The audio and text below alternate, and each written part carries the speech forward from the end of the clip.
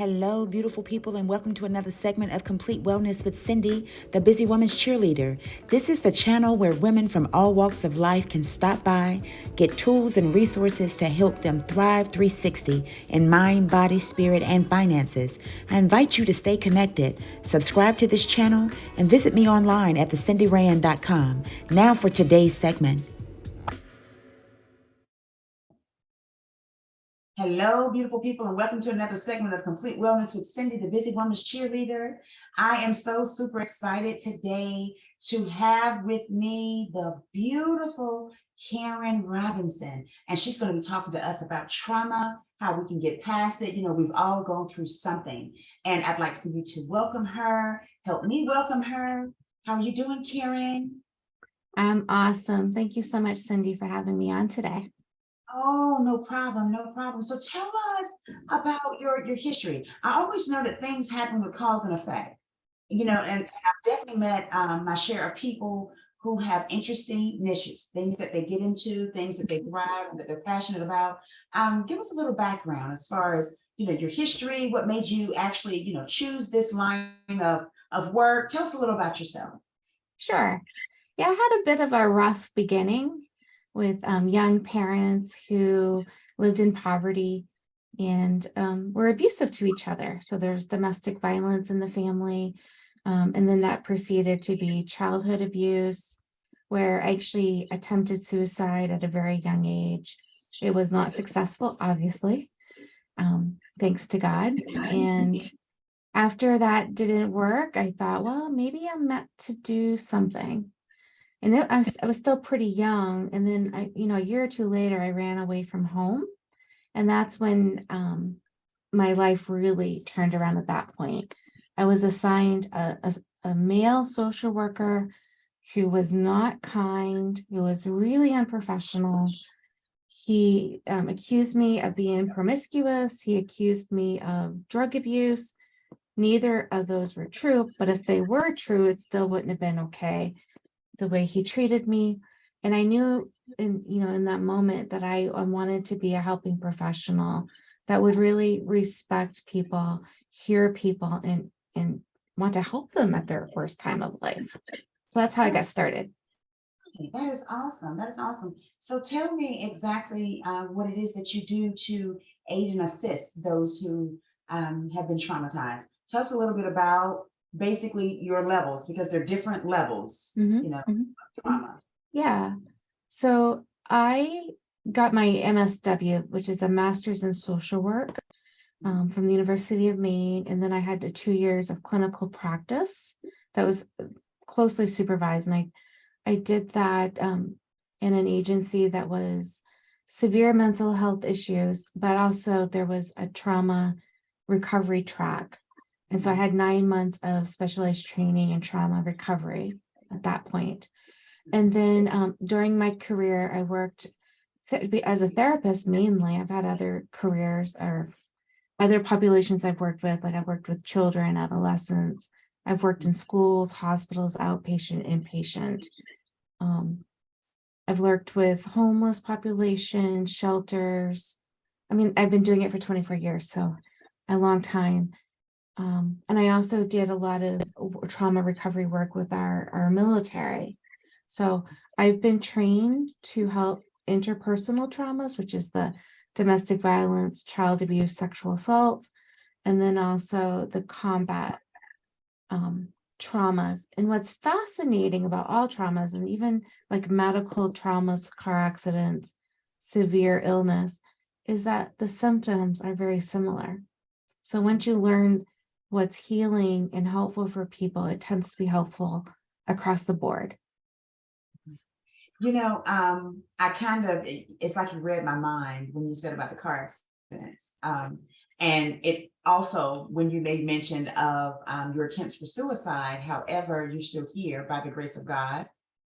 And so the funny thing is, I think for me, the threats on my life beyond, you know, being a survivor of domestic violence, the threats that were most, I would say, traumatic, that lingered on, even with scars, were from, you know, car accidents. And I'm going to be brief so I can give it back to you. But what I thought about when you were talking about the trauma, I remember the one where I went flying through the windshield. Mm. And it was, oh my gosh, it's like for 7, 8 hours, I couldn't feel my body. And so even, the emergency room and the paramedics and different ones was saying that, I had angels all around me. Somebody wants me here. Somebody wants me here, because my head was supposed to be off of my body based off, the impact. And I remember for a long time, as much as I love water, because where we were when this individual fell asleep behind the wheel while we were traveling, where we were on that stretch of 95, my body should have gone inside of the water. And it didn't, just went off to the left versus going, over the embankment into the water, the bridge. And I remember for a long time, as much as I love water, I could not drive over water. I couldn't drive over a bridge. I would start to, just like hyperventilating, high levels of anxiety. And I think, and that's when, we were talking about, you coming on, one of the primary questions would be, how would a person, when they've experienced trauma, what would be the key elements for them? I would say growing past it, because I don't think people ever really truly recover. I think they kind of heal and move past it to a point where they can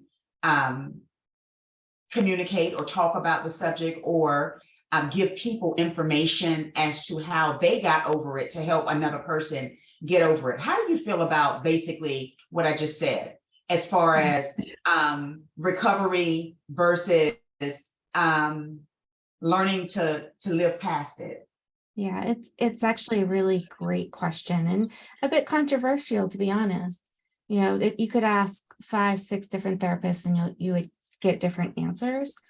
My personal or clinical judgment or assessment on that is, it's person specific, it's your character, it's how resistant or resilient you are. Both of those actually play into this. Stubborn people tend to take longer to heal mental health wise. Depends on your faith, your spirituality. So I think that complete healing is possible if it's maybe a smaller trauma. I think with really big traumas, I kind of agree with what your take is, that it's, we do heal pieces of it, but it's still a presence in our life in some way, somehow. Yes. Yeah. And it's amazing that you say that, because like even with myself, I ended up with a goose egg on my forehead, but based off of the damage that was done, I would say post, and the scratches and the scars, and honestly God answering my prayers to heal the scars outside. It's like I can get past and grow past, the detriment on the inside. But to have everybody see me from the outside with the scratches and scars and bruises, it was like, please just heal me of that, so that I'm not wearing that badge, that I've been tossed and driven through a windshield. And I remember, even years down the road, I had some MRIs, MRAs done, different things to be able to see why that scar tissue was there. But I remember distinctly, the physician at that time said that it may go away, it may not, on my, the big goose egg on my forehead. And so, years and years passed by, and someone asked me, they said, is that a bruise there, or is that, makeup? And I said, no, it's a bruise, and I'm just typing away. And I said, no, it's a bruise. And so then they asked me about it. And I said, well, actually, that's what was left. That was a small piece compared to what I had experienced with the recovery time. And as you said, your faith has a lot to do with, how speedy you move past things. And I'll never forget the lady, and I didn't, I wasn't really familiar with her at all, but I was telling her about the goose egg, and I said, yeah, I said, it'll probably be there, for a while. It's been there now for some years at that time. And I said, I don't like it. So I try to just, kind of wear my hair in different ways so it's not seen. And she said, said, well, don't look at it as a negative, Cindy. She said, look at it, even though they said that you were, that was supposed to claim your life and you were supposed to have been dead from that, look at it that, it's like God kissed you on your forehead and sent you back. And so that was a way, it's so amazing sometimes how something so small that seems so minute can really encourage somebody past trauma. I had been self-conscious about that goose egg on my forehead. I mean, it's completely self-conscious. But at the thought of it being a point where, he kissed me and sent me back. It's beautiful. But it was beautiful. It was beautiful. And okay, I've got the evidence, I've got the evidence. And so a lot of times I think it has a lot to do with communication. To talk about that, can you tell us a little bit about how important, if anything, that communication is in getting past traumatic events and occurrences? Yeah, I think there's different ways that we can express our pain and suffering. Talk therapy is one of them. Writing, narrative writing of your trauma stories, doing your timeline, and then after verbally processing them through writing, and also even art. The creative expression can help us process these traumas in different ways. So I like to ask people to talk, write, and create. And that's a formula that can help with grief, with suffering, with pain, especially emotional pain, to help us heal. That's awesome. That is awesome. What are the symptoms of post-traumatic syndrome or post-traumatic stress? What are some of the symptoms that you've seen in your expertise in your career? Yeah, it's a great question. So when a new trauma happens, let's say a whole military combat team comes back from Afghanistan or Iraq or wherever the latest battle is, it's normal when they first get home. We call it acute stress, that they have disturbed sleep, difficulties with transitioning, some irritability, problems with appetite. But when it goes beyond a certain point, and it's usually between 30 and 60 days, after that, if their appetite is still impacted, if they're still having nightmares, problems with sleep, if they're still feeling startled, hypervigilant, really on guard of their surroundings, then we're looking more at post-traumatic stress. And the same with sexual assault survivors. It's normal after that, because it's a huge trauma to your body and to your spirit. It's normal to have that reaction. But if you get stuck in that recovery, and really are suffering past the first couple of months, then we diagnose with post-traumatic stress. It means a longer impact, a lot more problems coping. Your body's having a hard time coping right then. Okay, so male and female, what have you noticed to be a distinct difference of how a female versus a male recovers from trauma?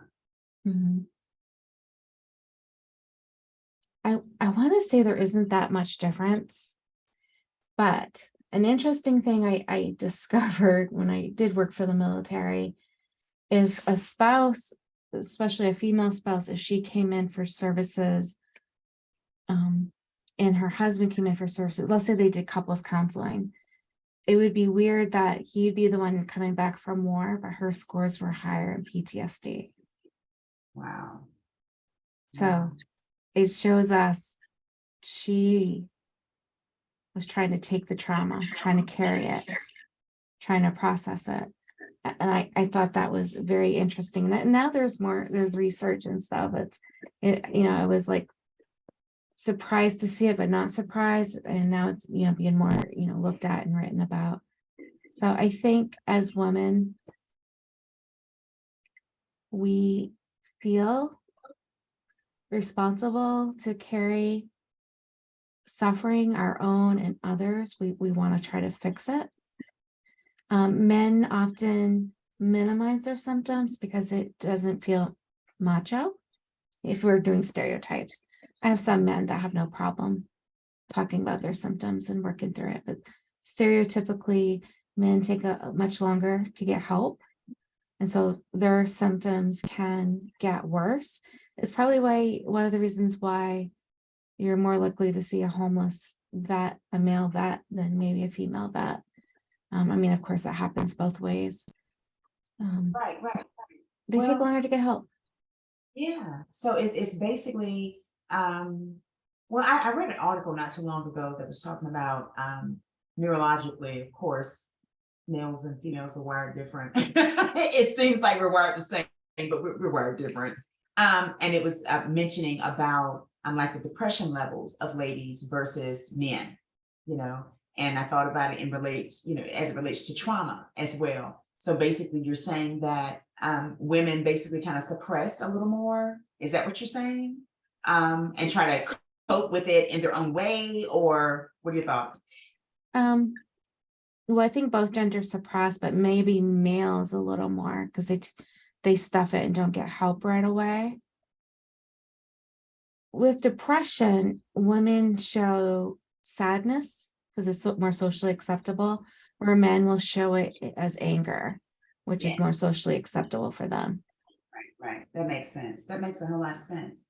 So, what would be some of the key takeaways as far as what you would, suggest to our listening audience as to some ways, that they can actually execute quickly, or Mhm. work on to be able to move past trauma? Yeah, great question. A lot of times when trauma happens, we avoid talking about it. We try to just suck it up. And that's actually not a helpful state of mind to be in. I actually recommend you talk about it as much as possible, and it doesn't mean to tell everybody on the street, but have a few people you trust, or a therapist, coach, talk about it, talk about it, talk about it, write about it, write about it, be creative, and do healing exercises for your body. Do like trauma informed yoga, do deep breathing, meditation, try to eat as healthy as you can, working out, like use all the self-care strategies to help yourself heal. So the more attention you give to yourself to recover, the better, because you will get better. Right. That makes sense. That makes sense. Well, the busy woman's question of the day: how do you decompress? What do you use, or what do you do? What techniques or Mhm. styles that you have to balance everything that you're doing and decompress or have self care time? Mhm. Yeah, great question. I try a lot of different tips and tricks and tools. I have a self-care bag, which is what I recommend a lot of my survivors get. And it's just a bag of your favorite things that you pull out when you're having a really shitty day or a bad day. Um, it can be small things to lip balm to warm, fuzzy socks, pictures of your favorite people, your favorite tunes. It can be many things. So I also love massages. I tend to be someone that stores stress in my shoulders and my neck. So I just love a good massage. And my husband actually bought me one of those massage guns. I love that sucker. Using heat, uh, or like if you are someone that is achy, sometimes cold, alternating that. Mhm. Therapy, I go to therapy off and on as I feel is needed to work through my own stuff. Journaling. I have a personal trainer a couple times a week. That really has been helpful. Good, Yeah. good. So Whole, you good go ahead. mix. You got a good mix of things to keep you zen. I love it. I love Yeah. it so much. Well, if people wanted to get in contact with you, how would they do that? The best way to reach me is through my website. It's healthrivedream.com. Healthrivedream.com. Okay, that is wonderful. And I will put that down in the description there. But for now, I have enjoyed you so much. And I will see you again soon. Thank you so much for having me. You're welcome. You're welcome. Thank you for coming on. Thank you again for tuning in to Complete Wellness with Cindy, the Busy Woman's Cheerleader. Follow me on social media at Busy Woman's Cheerleader. Remember, together we write our stories, share our journeys, create memories, and leave our marks in history. Until next time, peace, blessings, and joy be multiplied to you. Ta-ta.